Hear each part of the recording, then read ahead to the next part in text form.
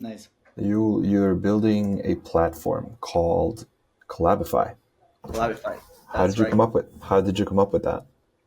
Well, actually, this was my sister's idea. I have a real extensive background in working with startups.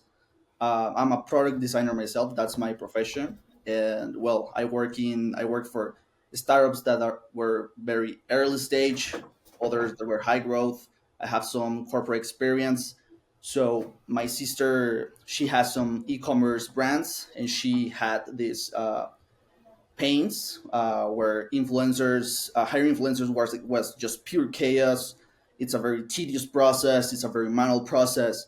So basically she come up to me, she told me I got this idea. So we basically just we said let's go do it. We created, well, I developed an MVP that was it was horrible, it sucked, but people started just to signing up. We saw a lot of traction, so then we thought like, okay, we may have something. So then we went all in, and we basically started investing, bootstrapping everything, looking for resources everywhere. And fortunately, things are starting to just move forward. Right now, we have 15,000 users, like 700 brands using us every day. We have presence in Argentina, in Mexico, obviously. We're about to start operations in the United States.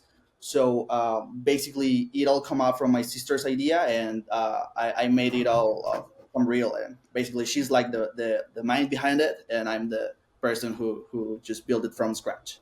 So what is it? What does it provide? What's the service? Absolutely. So we basically designed a marketplace that's specifically created to hire influencers. How do you do it? You basically come up as a brand. You sign up. You add your brief. You say I'm looking for 10 influencers in Mexico City that has this age, this genre. They do this type of content, and basically when you upload your collaboration, all of our database gets a notification. Everyone who matches the query is going to get a notification. If you are 26 years old from Mexico City and do this type of content, this brand is looking for you. So if they're interested, they're going to send you a proposal. So then you don't have to look manually for profiles on Instagram, on TikTok, because that's a very tedious process, and it is what brands do right now. So also another thing, we add a security layer on top of it, because sometimes when you're a brand and you pay influencers, they just they got you, and they do not upload anything of the content. So it's a very in Latin America and other parts of the world, even also the USA, it's a very informal market, but it's a very profitable and big market. So we are basically adding security layers on top of it, and making a really more digitalized market to it. So it's basically a marketplace specifically designed to hire influencers. Mm. But how does that security layer work? Because if I'm an influencer, I'm a somebody who is accepting work from a brand. Um, how do they secure the fact that I'm going to produce the content that I said that I'm going to make? Well, we don't give them the money until they give them the content. So It's really that simple. yeah, it's really that simple. If you're not gonna get the money until you give them the content, the collaboration, etc. And also, we take into account the quality a lot. From the 100% of people who sign up, we only accept like 5 to 10% of the creators. So we take the quality of the content very seriously. And also, Mm. if you go someone in the platform or do you do something that's not right, we ban you. Yeah. We're very strict. So that's why we've been fortunate and things have been going well, because we take care of our clients, and our clients start to recommend us. And right now, if you go to Mexican TikTok and you look for us, you're going to start seeing that we're one of the biggest platforms, and everyone just recommends us organically, which is something that we're very proud of. That's awesome, and that's really cool. I'm curious to know more about the deals that the brand would make with influencers. Say, I'm hiring influencers. Um, is the content like how is it like 10 pieces of content for a certain price? Is it a time based contract? Like how does that work? That's a great question. It basically depends absolutely on the brand. So we just give them the security, the secure place, the safe place where they can just create their collaborations, and they put their own terms and conditions. So we have Mm. brands who say, I need 30 influencers to come to my restaurant in this month, and we're gonna pay them in like we're gonna pay your check. We have other brands that say, I'm gonna pay you $2,000 to come and post a story. Another one is going to be, I'm going to hire you monthly for creating content for my brand. So it really depends. I mean, you can do whatever you want as long as you put it on your terms and conditions in the collaboration. So when the influencer enters, sees the brief, reads the terms and conditions, if they're okay with it, so the connection starts. That's really cool. So do you have auditors then to like review the content, or is there an intermediary, like say I'm a brand, there's 30 influencers coming to my restaurant.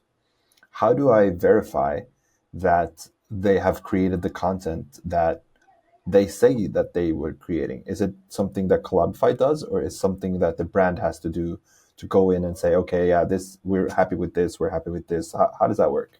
Yeah, that's another great question. So we have something that we call the call off manager, which is basically an interface in which you see the brief, you see all of the parts of your collaboration, and it also has an inbox. In this inbox, that's what we take into account if there's any conflict. Basically, how any other marketplace works. In the inbox, what happens naturally is that the creator starts sending the content through it. So when the brand finalizes the collaboration with a button, we have a button that says end collaboration. There, we take into account that, and if they close it, it means that they are okay with it. And also we Mm, have another button that it's I need help. So we enter, we check the inbox, we check the brief, we check that mm, everything checks out, and we see what's the problem. And we've been fortunate that we don't have many like conflicts. yeah. Most of the conflicts are because the creator didn't really read completely the terms and conditions, Mm. or that's that's almost always the problems. But we've been fortunate to not have many of those. That's great. It's really cool motivation for people who are starting off that can see the possibility of not necessarily to do something just for the money, but that you are linking the niches, that you're linking the desired niche. Like say somebody is cooking food at home, I'm a restaurant, I need that person to come. Like it makes sense. Yeah. It's a connection of interests, right? Yeah, absolutely. Yeah. So that's something that we are a lot of value because there are some like very specific brands that without Collabify would not have any idea on how to hire brands. Right. So there's this restaurant that's in a very small town in Mexico that, I mean, how would you even look for a creator in some town that has like 50,000 people? So we have creators in small towns. So they just enter to Collabify, they filter through their city, and they can see the creators that are available. So then you don't have, otherwise you would have to go to Instagram, and how do you look for it? Like, I mean, it's like a very manual process. So we save a ton of hours to brands, creators, restaurants, etc., and we add security on top of it. So it's a good deal. That is awesome. What's your vision with it? Like 15,000 users in how long? In 1 year. Wow, that's really good work. And platforms are usually hard to start, like to have a place where both there is both Supply the and demand. yeah, yeah. Yeah, It's that tough. that It's was like Fiverr. yeah. It's like it's like Fiverr for influencers, for hiring Yeah. influencers, and like that's the main. It's always our main objective and our main pain. To just have a liquidity between the supply and demand. That's good. It was very hard, like getting the supply and demand, like balanced. We managed to do it, and basically our vision for the future is we're obviously integrating also AI influencers because that's something that's going to be very big, Hmm. and we want to be the place where you can hire real influencers or AI influencers. So Mm. basically, all of the platforms are either AI creators or real creators. We want to be the place where you can hire both. So you just have one tool that integrates everything. That's cool. Um, yeah, so that's our main vision. We are very excited, and we have a lot of expectations on them on the USA market. We're gonna be focused on the Hispanic market because it's what we know. It's what and it's a big market, the Hispanic and Latino market in the United States. Huge. Yeah, so we're gonna be a influencer platform that's niche to Hispanic and Latinos because we really know that. We also would like to expand to the rest of Latin America. We also have a little opportunity to open in Asia. That's something that we're also excited. So we have a lot of plans, but basically, I think the main vision is gonna be on AI and expanding the market, man. That's amazing. Yeah, it seems like you're saving brands a lot of time on finding influencers. Because you Yeah, could obviously the tools to build or to find a group of influencers is already there. Like every platform has an explorer section, but yeah, to have somebody manually go through and find one influencer is a little bit of work. Maybe okay, if you're fast, you have experience, maybe it takes 10 to 15 minutes, but yeah, your platform is offering zero. That's yeah, absolutely. and it's such an interesting concept because I like the idea that Airbnb and Uber doesn't own cars or real estate. They just offer people the option to save time. You don't have to look for a taxi. You don't have to wait for a taxi. You can just Absolutely. go, you can just have him come to you. And that's sort of what you're doing. Yeah, that's actually the main when we created Collabify with my sister. That's the conversation we had. Like, it just clicked. Yeah. And as you said, you would have to go to explore, but then you have to send them a message, and let's see if they answer because they have so many Yeah. DMs. And if they answer, let's see when they're going to upload the content or whatever. So we in Collabify, you enter, you filter by city, by country, by age, by genre. We will start to add some crazy filters in the for because we have been asked to. We want someone who has a big garden. We want influencers who have pets. So we're gonna be starting to add some really crazy filters so you can find any type of influencer, any type of content creator. So our main value is the time saving Yeah. features. The options feel endless. Like the Yeah, amount of filters that you can put in, it's like yeah, I need somebody who wants to paint their nails black or that has yeah, piercing on their like it's endless. absolutely. Yeah, What and what's yeah, go ahead. yeah, I just want to say that we can go as far as we want. I mean, Yeah. the filters are endless. What's stopping you from why isn't this already global? Why isn't it a is it why do you have to focus on countries? Um, Basically, it comes back to the demand and supply. Starting Hmm. the operations in countries is it's like very hard and time consuming. We've managed to do a lot with very few resources as we are bootstrapped. So if you want to, and also we have competition, right? There are other platforms that do the same, and also in Mexico there's like other three platforms, but we are like in the same table of the big guys. And we did Hmm. it without external investment. We did it with our own money. That's Um, awesome. yeah, so yeah, we my sister and we're very resourceful. So we basically did all of this, and just to answer your question, I think it all comes back to we would like to first get a very important market share in Latin America or Mexico, which is a Yeah. very very big market that it's not saturated yet, and it's just gonna start increasing. Brazil has like 300 million people. Mexico has like 150 million people. If from there the number of content creators, it's absolutely big. Yeah, and it's So, growing. and it's growing. So we just want to just first focus on the Hispanic and Latino market, because this is going to be an easier way to differentiate and just make our platform bigger. And then we're going global. We absolutely want to compete in the global scene. That's awesome. Man, there's so much possibility here. What's the competition metric? Like, there's three other platforms in Mexico, you say. Like, Yeah. how do you compete with them? Is it the percentage that Collabify takes from the deal? Is it like what's the metric? What's the measurements metric? Well, I think it's as any other marketplace, the number of transactions, the liquidity, like the number of creators that you have, and not only the number, but the quality. But Right. because It's important. if you may have, if you we could have just opened the platform to anybody and just let anybody come in. Yeah. But if you upload a collaboration, you're gonna get some proposals that, with all due respect, maybe it's not what they're looking for. You know. Right, right. So it's a game of a lot of marketing, a lot of distribution, and basically the main metrics of for the competition is going to be the number of transactions, the number and the type of brands that you have, and I think that it's going to be that, and also, well, things like revenue, etc. Right? Yeah. That also comes into account. That's interesting. Hmm.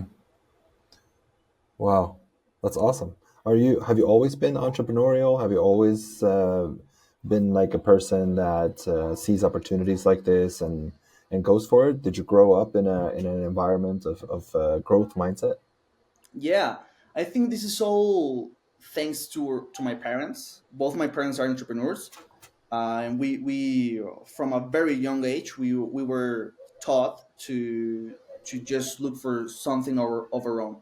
My sister, she started super young and she started doing really well for herself. She's probably the most intelligent woman I've met in my life. She started at 19 and she's got like like four brands, and this is her fourth like project, right? For me, it was a different path. So I actually I had like 17 projects that failed Wow. until until Clarify worked. You know, I did well for myself. I entered into tech and I escalated the corporate ladder really fast, which is really good. So everyone has their different paths, and right now it worked well for me in my 18th project. So basically, I think this is just a consistency game. Like if you Yeah. fail, you fail, you fail until you win. Yeah. Talk to me about that grit, that need for discipline, for and that mentality that kept you going after having 17 projects that failed. Like, how do you even do that? Well, I think that I always like dream. I always dreamed a lot. You know, like I just imagine myself doing. I always wanted to just create something that a lot of people used. I mean, I just didn't know that it's going to be a B2B SaaS startup. I just wanted people to use something that I created, right? So I tried like a lot of places, a lot of different places. I tried selling clothes. I tried selling jewelry. I tried selling plants. I tried selling. I also, when I was 14, I tried to create an app. I tried looking for investors and etc. But nobody was going to give money to a 14 year old. It just wasn't going to happen. And I don't know. I just saved a little bit of money on my jobs that I had as a teenager or 20 something until I had a little money and I tried, and it didn't work. Some of them I had a few sales. Some of them I just put myself out there. You know, I was like going selling to places by myself. Some people laughed because I was like very young, and I was, you know, I was in my suit selling stuff. I don't know, like I just think that you should like never stop dreaming, because Yeah. when you dream you get this motivation of, oh man, I'm gonna do this, I'm gonna do this, and when it fails it feels horrible. But I mean, like after a few, you just have to be comfortable failing, you know, and Yeah. comfortable receiving no's. I think that's the main thing, because right now I get no's all the time. But whenever I get a yes, that just starts compounding, Hmm. until then you get something that's used by thousands of people and starts bringing in money. Wow. Was it ever a struggle, or yeah, you're saying yeah, it was tough, but did it ever feel like you wanted to quit? Yeah, absolutely. Like, obviously, I think everyone has had like very tough times, like difficult times, and you get like these dark episodes of your life, and I think it's tough to just get by them, to just keep going. But I think I just have this mentality of I can quit, like, I don't know, I need to provide for my family, I need to like, I cannot give up, like, Yeah. I just thought like um I just so big of myself. I just wanted I just couldn't quit, like, I just couldn't quit. So even if I failed again, I would just rebuild myself and try it again. I mean, I think until you die, it's over, but if you're still alive, you can just rebuild yourself. Yeah, I like how you described that because you're saying I could not stop. It wasn't. Yeah, maybe you there was some rationalization that you had that you kind of wanted to, like, you felt like you wanted to stop, but you knew that you couldn't do it. Yeah, And why that's interesting is because you had such a strong reason to continue. Your why was so strong. Like, you yeah. have you do you know about the science behind visualization and how that affects the brain? um I am very into visualization, manifestation, etc. I don't know the science behind it, but also that's it's very interesting that you bring it up, because I mean, like, I've been like in tough times recently, and I just like every day I just wake up and I'm like I can do it. I've been through worse. I've been through worse. Like, I'm gonna win. I'm gonna win. I'm gonna win. And I just repeat that while I'm taking a shower. I look at myself in the mirror. It's like, I'm gonna win. I'm gonna win. I won't. I will not stop. I will not stop. And suddenly, I don't know why, but things start falling into place, quietly and slowly. But to get there, that's the hard part. Yeah. Like Yeah, getting through those tough moments is not necessarily easy. And you had an advantage having parents that encouraged the right, can I yeah, say, skills for you to develop the right skills. yeah. There's a lot of people that don't grow up with that. Do you ever think about, like, that reality of how fortunate you are in that sense? Like, because you do seem like you are. Like, it's really a rhetorical question because so many times I see people, especially on social media, when I've been looking for people that I want to talk to, it seems like they identify a lot with their skills. Like, they forget. It feels like they forget how lucky they were to be put in a situation, or to be born in a situation that was favorable. Do you ever think about that? Yeah, absolutely. Like, yeah, I've thought about it a lot of times, because, um, yeah, I come from a privileged background. I can say that.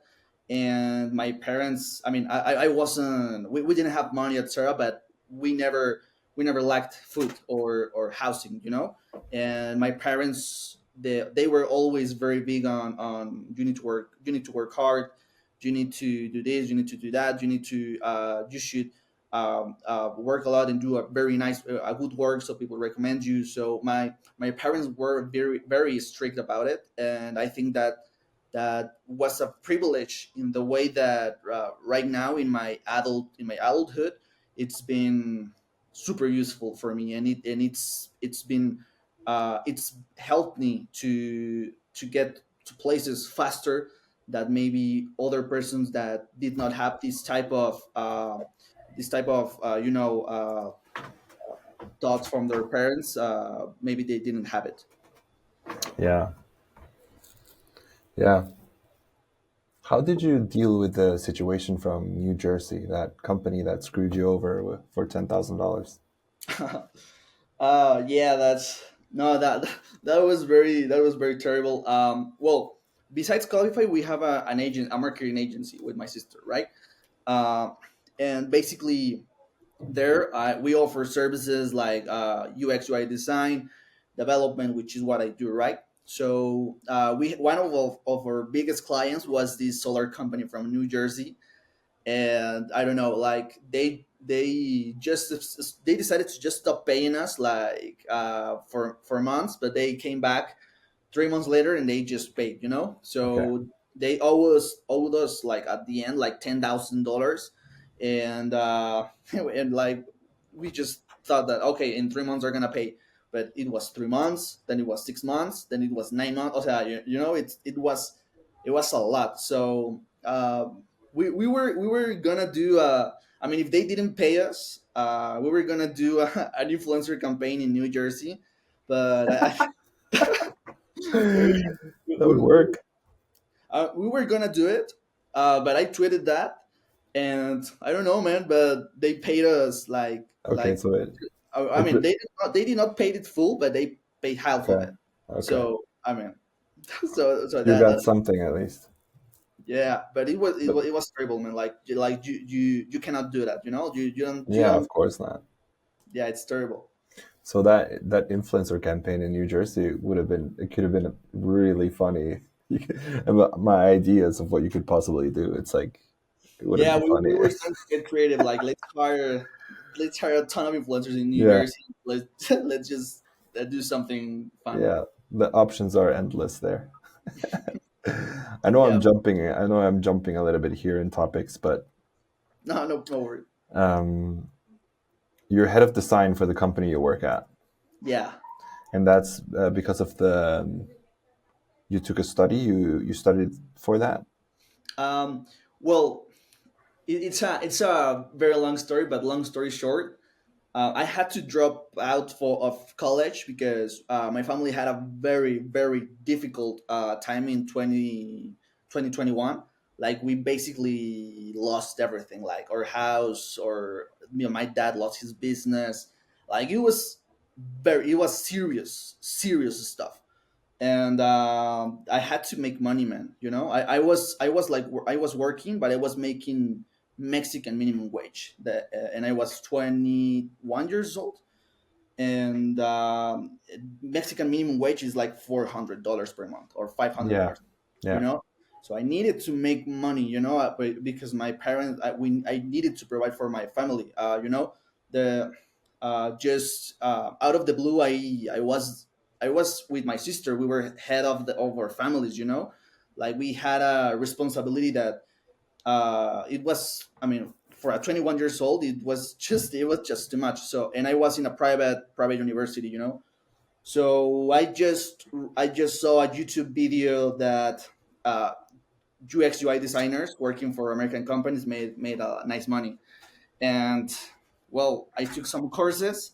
I was very fortunate that it was the year that they were hiring basically anyone in tech Yeah, that had a course. So I think that I am good at the design. So I took some courses. I dropped out of college, and basically it worked out. I got a job at an American company. Then I got another one job. I had two jobs. I was doing tons of freelancing. So basically I had to provide for my parents. So that's big respect for doing that at such a young age, jumping out of a study that you chose yourself, I assume. yeah. Wow, Yeah. that's really impressive. And you guys succeeded. You got out of it, obviously.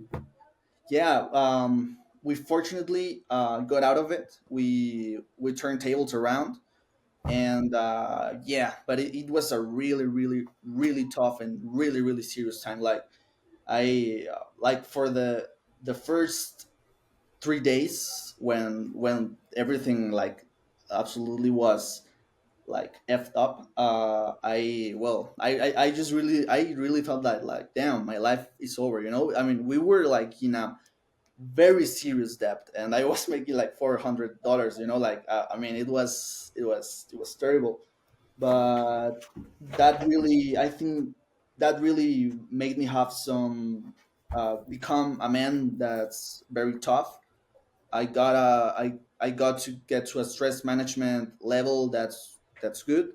And I mean, I with my sister, we saved our parents, and now, uh, also I believe in karma, etc. So I think we have some positive karma out of it, and life has been, up to today. Life has been good with us. That's one of the things that I wanted to talk to you about, and that was karma. How do you view karma? How do you see it function? Because I've used this example with a different conversation, but it's not like you go on the street and you bring food to the homeless and somebody knocks on your door with groceries. That's not how it works, right? But Absolutely. but how do you see it? How do you see karma? Um, I absolutely think karma exists. I think that everything you do in the dark, sooner or later, is going to come to light.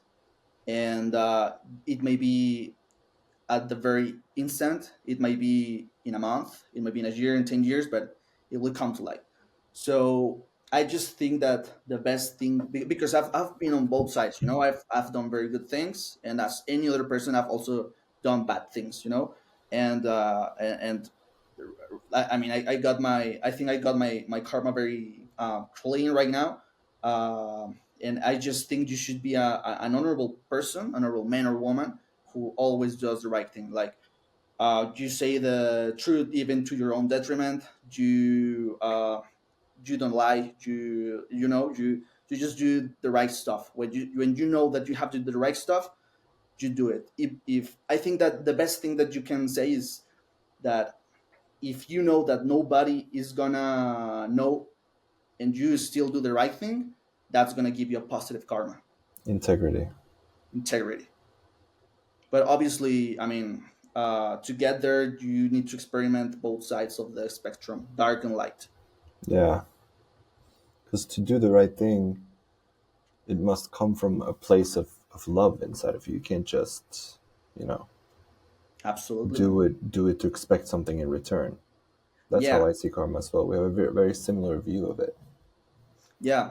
I completely agree with you. I think you should do things without expecting anything, or Yeah, just do it for the for the good deed. for the sake of being a good person. Yeah, yeah. I Yeah, love that. I love that so much. Let me just quickly look at my notes here so I can. yeah,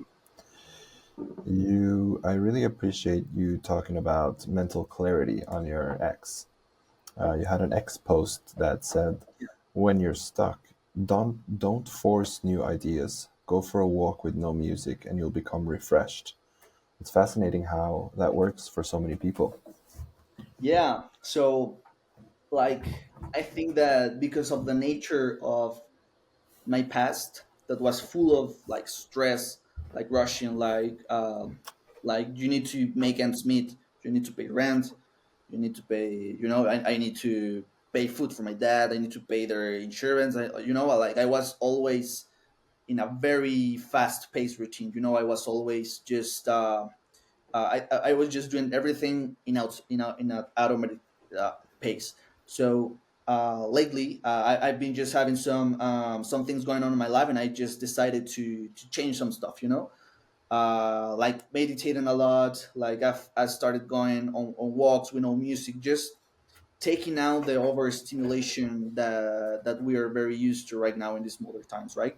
So going to walks has been really really good. Like where I live, there's a lot of trees and parks and grass, and very nice settings. So I just like to, if I get, some days are very hard. Some operations is getting completely very complicated.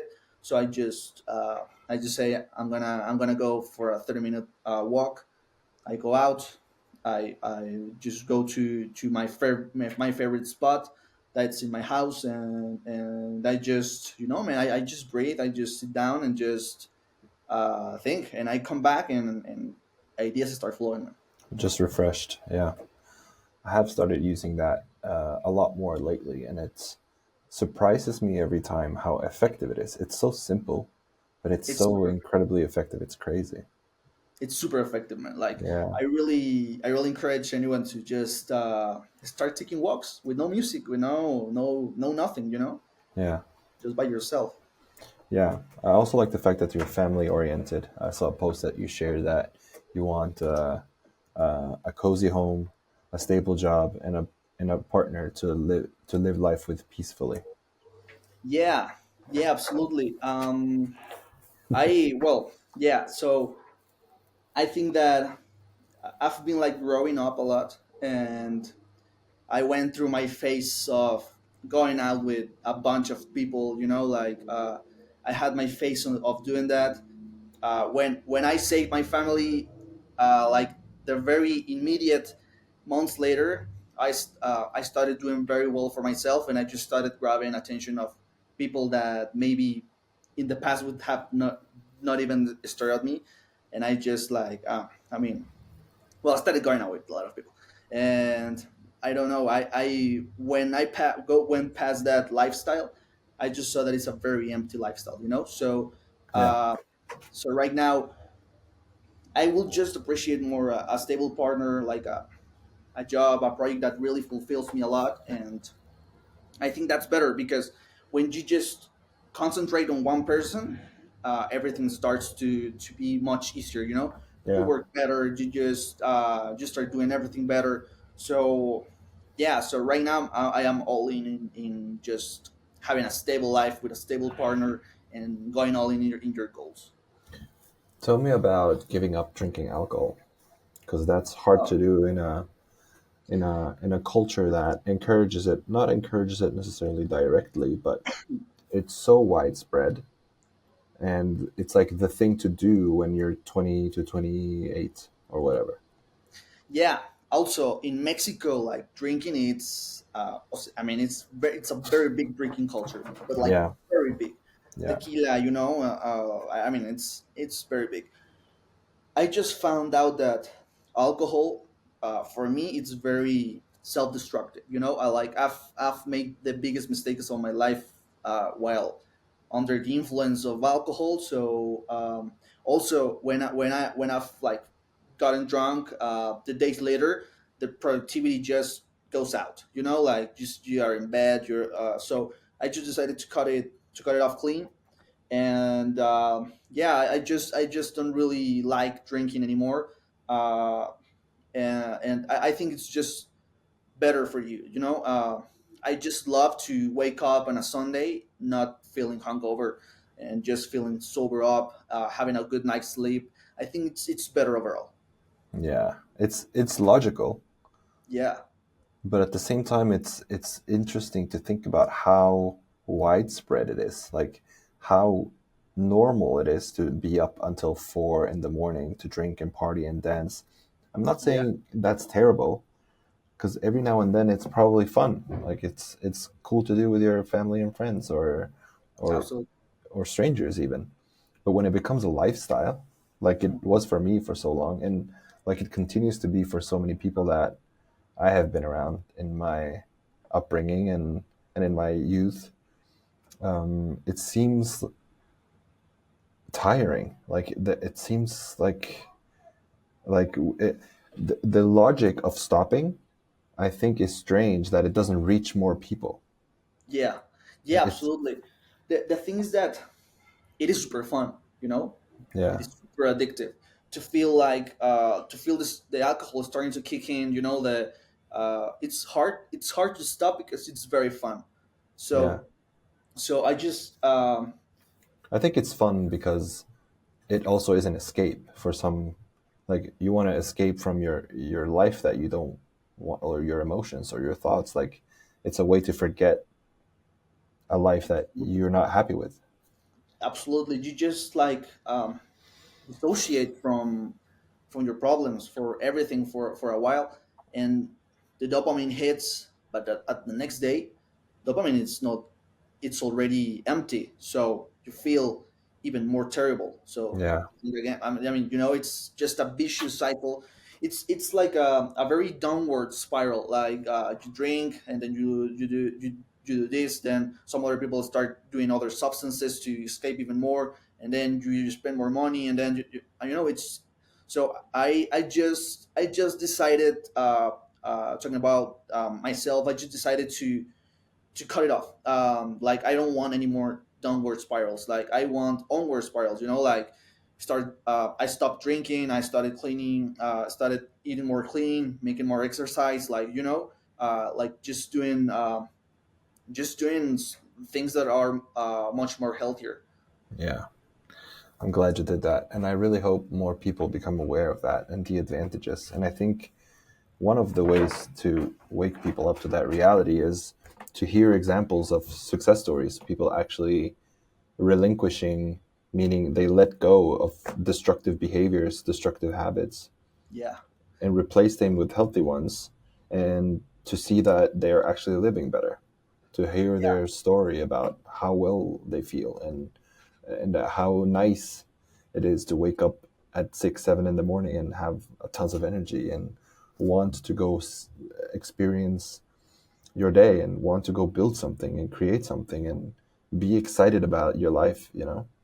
absolutely. Yeah, I read the other time a phrase that I really liked that was like, "Do you think that getting high or drunk feels good?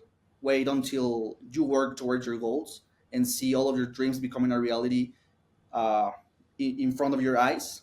Yeah. That feels much better." I And get, yeah, probably. I can assure you that Yeah. it is true. It Yeah. is. What would you say to, maybe not everybody can relate to you because you had, obviously you've had hardships, but you've also had a home environment that was favorable. But even with that in mind, what advice, and we can round off with this, what advice do you have to young men specifically that are feeling stuck, that feel like they have to give in to alcohol and other things so that they can feel better, Yeah. so that they can, I don't know, just some words of wisdom to somebody that's struggling. First of all, I think you should find what you love. First of all, for me, it was creating stuff. You have to work day and night just discovering what you like to do. And when you find something that you love to do, or what you would like to do in all of your life, you will all in whatever it takes. You you're gonna find that if you give up alcohol, drugs, or whatever you do, women also, that's another vice. Um, you're gonna find that you're gonna have an energy that is gonna allow you to slowly build up the life of your dreams. So I would say find what you love to do. That's the first thing you have to do as a young man, and then you never stop dreaming, because that's gonna give you an inner energy that you cannot really find anywhere else. And yeah, I think that would be it. I love that. Be optimistic, keep dreaming, and never give up. Yeah, I never love give up. that. I really appreciate your time. You, thank you so much for having to talk with me. No, man, thank you so much. It was really fun and it was a great conversation, man. Talk soon. Thank you so much. See you, man.